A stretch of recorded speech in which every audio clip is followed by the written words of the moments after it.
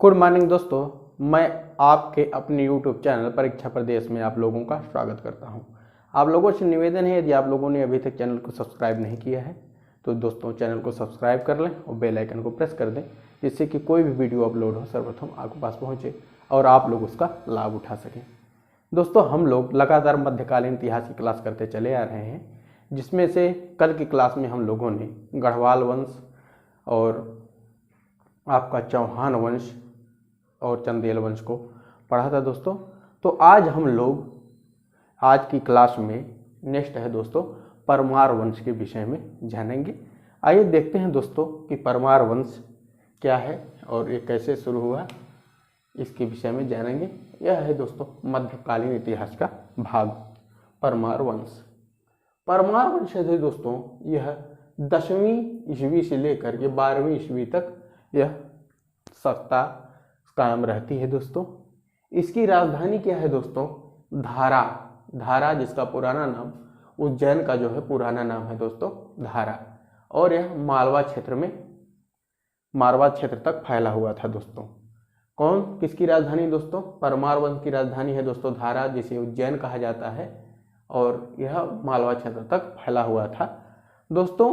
देख लेते हैं, नेक्स्ट पॉइंट है गुर्जर प्रतिहारों की शक्ति के पतन के बाद मालवा क्षेत्र में परमार वंश की 3 शाखाएं स्थापित होती हैं दोस्तों। जब गुर्जर प्रतिहार वंश लगभग समाप्त होने के कगार पर होता है तो उस समय मालवा क्षेत्र में परमार वंश की 3 शाखाएं स्थापित होती हैं दोस्तों, जिसमें है दोस्तों उज्जैन मालवा शाखा, दूसरा है दोस्तों बागड़ शाखा, तीसरा है चंद्रवती या आबू शाखा। ये हो गया दोस्तों 3 शाखाएं हैं, जिसमें से सबसे प्रसिद्ध शाखा है दोस्तों, जो सबसे प्रसिद्ध शाखा है उज्जैन मालवा शाखा। यह सबसे विख्यात एवं प्रसिद्ध शाखा है दोस्तों। हम लोग इसी शाखा के विषय में देखेंगे। देखते हैं दोस्तों इसके शासकों के विषय में, इसके प्रमुख शासकों के विषय में। ये हैं दोस्तों उपेंद्र यही जो हैं इस वंश की स्थापना करते हैं दोस्तों। इस वंश के संस्थापक उपेंद्र ही को माना जाता है दोस्तों। उसके बाद नेक्स्ट शासक आते हैं दोस्तों बैरिहार सिंह। इन लोगों के विषय में ज़्यादा जानने की जरूरत नहीं, इनका नाम ही पर्याप्त है दोस्तों। बैरिहार सिंह प्रथम, दूसरे हैं दोस्तों सियाका प्रथम, और फिर वाकपति प्रथम, फिर बैरी सिंह द्वितीय। बैरी सिंह द्वितीय यही है दोस्तों, इनका नाम बैरिहार सिंह प्रथम या बैरी सिंह प्रथम है दोस्तों। इन्हीं को बैरिहार आगे चल के इन्हीं का वंशज हुआ दोस्तों बैरिहार सिंह द्वितीय या फिर बैरी सिंह द्वितीय होता है। ये हो गए दोस्तों, ये अन्य प्रारंभिक शासक हो गए, अर्थात उपेंद्र के बाद के शासक हैं। एक शासक हुआ दोस्तों इसमें श्री हर्ष नाम से, जिसे सियाका सेकंड के नाम से भी जाना जाता है। यह प्रथम स्वतंत्र और शक्तिशाली शासक होता है दोस्तों। यह प्रथम स्वतंत्र और शक्तिशाली शासक होता है। नेक्स्ट है दोस्तों वाकपति मंजू या वाकपति सेकंड के नाम से इसे जाना जाता है दोस्तों। इन सभी शासकों में से सबसे अधिक शक्तिशाली शासक हुआ था दोस्तों वाकपति मंजू या वाकपति सेकंड। इन सभी शासकों में से सबसे शक्तिशाली शासक यही होता है। आइए दोस्तों अब हम लोग आगे चलते हैं। नेक्स्ट देखते हैं कि उनका शासनकाल परमारों के लिए गौरवशाली था। किनका शासनकाल दोस्तों? वाकपति मंजू का जो शासनकाल है यह परमारों के लिए गौरवशाली था। किस लिए? क्योंकि ये पूरे परमार वंश में अभी तक जितने हम लोगों ने पढ़े, जितने राजाओं को, उनमें सबसे शक्तिशाली यही थे। नेक्स्ट है दोस्तों ये चालुक्य शासक तैलप द्वितीय से संघर्ष कर रहे थे, उसमें तैलप द्वितीय द्वारा ये मारे जाते हैं दोस्तों। कौन मारा जाता है दोस्तों? वाकपत मंजू मारे जाते हैं। ये जो है दोस्तों उन्होंने अनेक विद्वानों को संरक्षण दिया था दोस्तों। वो कौन कौन से विद्वान थे, उनकी रचनाएं देख लेते हैं दोस्तों। ये लेखक हो गया दोस्तों और ये रचनाएं हो गई। पहले लेखक हैं दोस्तों पद्मगुप्त लिखते हैं दोस्तों नवशांक चरित। क्या लिखते हैं? नवशांक चरित पद्मगुप्त लिखते हैं।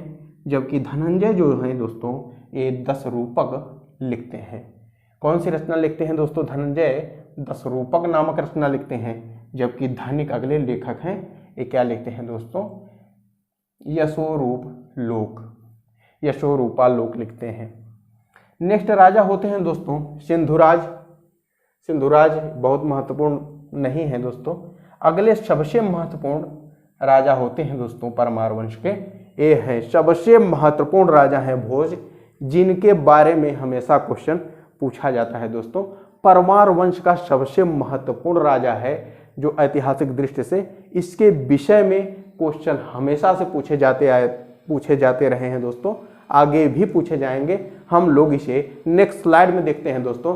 तब तक आप लोग एक लाइक कर दीजिए। ये चैनल को सब्सक्राइब नहीं किया है दोस्तों ने तो चैनल को सब्सक्राइब भी कर देंगे। आइए दोस्तों नेक्स्ट स्लाइड में चलते हैं।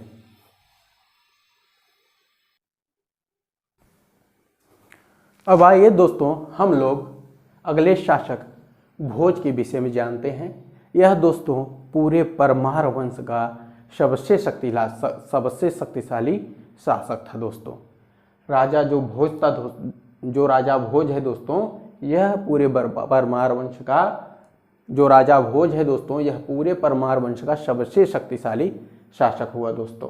अभी तक मैंने बताया था कि वाकपत मंजू जो था वह शक्तिशाली शासक था दोस्तों, लेकिन वह उनमें शक्तिशाली शासक था जो उस समय तक शासन में थे। लेकिन यह पूरे परमार वंश में राजा भोज पूरे परमार वंश में सबसे शक्तिशाली शासक था दोस्तों। आइए देखते हैं दोस्तों इसके विषय में। इसने जो है 1000 एडी से 1055 एडी तक शासन किया, अर्थात 1000 ईस्वी से 1055 ईस्वी तक। परमारों में सबसे शक्तिशाली राजा हुआ दोस्तों यह। उदयपुर प्रशस्ति में इसका उल्लेख मिलता है। किसका उल्लेख मिलता है दोस्तों? राजा भोज का उल्लेख उदयपुर प्रशस्ति में मिलता है। इसकी राजधानी दोस्तों क्या है दोस्तों? उज्जैन, अर्थात धारा इसकी राजधानी है, जिसे उज्जैन के नाम से जाना जाता है दोस्तों। भोजपुर बिहार की स्थापना करता है दोस्तों। यह क्या स्थापना करता है? भोजपुर बिहार की स्थापना करता है दोस्तों। कौन करता है? भोज करते हैं। नेक्स्ट है दोस्तों विद्वानों को ये संरक्षण देते हैं। कई विद्वानों को इन्होंने संरक्षण भी दिया था दोस्तों। और दोस्तों नेक्स्ट है दोस्तों केदारेश्वर मंदिर एवं सोमनाथ मंदिर का निर्माण करवाया था। केदारेश्वर बहुत ही महत्वपूर्ण क्वेश्चन है दोस्तों। आइए देखेंगे कि केदारेश्वर मंदिर एवं सोमनाथ मंदिर का निर्माण किसने करवाया था दोस्तों? तो राजा भोज ने करवाया था। आइए दोस्तों देख लेते हैं। नेक्स्ट है दोस्तों भोजसर नामक एक तालाब है दोस्तों, जिसका निर्माण किसने करवाया था? राजा भोज ने ही करवाया था। नेक्स्ट है धारा उज्जैन, जिसे धारा के नाम से जाना जाता है दोस्तों। धारा नगर के चौराहों पर 84 मंदिर बनवाया इसने। कितने मंदिर बनवाए दोस्तों? 84 मंदिर बनवाया, जिसमें सबसे प्रमुख शारदा मंदिर है दोस्तों, अर्थात माता सरस्वती का मंदिर सबसे प्रमुख है। यह शारदा मंदिर शारदा सदन के नाम से जाना जाता है दोस्तों। इसमें सरस्वती माता की एक अत्यंत सुंदर प्रतिमा है, सुंदर प्रतिमा स्थापित की गई है दोस्तों। इनके दीवारों पर भोज द्वारा लिखित एक लेख है दोस्तों, जिसे कहते हैं कर्म शतक, उनकी दीवारों पर खुदवाया गया है। जो यह सरस्वती मंदिर है उनकी दीवारों पर राजा भोज के द्वारा लिखित कर्म शतक खुदवाया गया है दोस्तों। नेक्स्ट है दोस्तों राजा भोज कविराज के नाम से भी विख्यात थे। ये बहुत ही महत्वपूर्ण क्वेश्चन है दोस्तों कि किस राजा को कविराज के नाम से जाना जाता था दोस्तों? वह है दोस्तों राजा भोज। उन्होंने विविध विषयों पर अनेक रचनाएं लिखी। आइए देखते हैं दोस्तों वे विविध विषय कौन थे और रचनाएं कौन सी थीं। ये विविध विषय दोस्तों ये हैं दोस्तों, जैसे शिल्प शास्त्र, अलंकार शास्त्र, योग शास्त्र, श्रृंगार मंजरी, आयुर्वेद, शैव ग्रंथ, शब्दकोश। ये विविध विषय हो गए दोस्तों, ये इनकी रचनाएं हो गई। आइए दोस्तों एक एक करके हम लोग देख लेते हैं। दोस्तों है शिल्प शास्त्र। शिल्प शास्त्र के विषय में इन्होंने लिखा दोस्तों समरागण सूत्रधार। समरागण सूत्रधार लिखा दोस्तों। इनकी ये रचना है किस पर लिखी गई है दोस्तों? तो शिल्प शास्त्र पर लिखी गई है। दूसरा है दोस्तों अलंकार शास्त्र। अलंकार शास्त्र पर इन्होंने लिखा दोस्तों श्रृंगार प्रकाश। क्या लिखा दोस्तों? श्रृंगार प्रकाश लिखा इन्होंने। जबकि तीसरी रचना इनकी है दोस्तों योग शास्त्र। इस पर क्या लिखते हैं दोस्तों? इस पर लिखते हैं पतंजल योग सूत्र वृत्ति। क्या लिखते हैं दोस्तों? पतंजल योग सूत्र वृत्ति। नेक्स्ट है दोस्तों श्रृंगार मंजरी। श्रृंगार मंजरी, इन्होंने श्रृंगार मंजरी में लिखा काव्य नाटक। श्रृंगार मंजरी एक विषय है, इस पर इन्होंने लिखा दोस्तों काव्य नाटक लिखा, इनकी रचना है। और फिर इन्होंने आयुर्वेद पर एक रचना लिखा है इन्होंने, वह है दोस्तों आयुर्वेद सर्वस्त्र।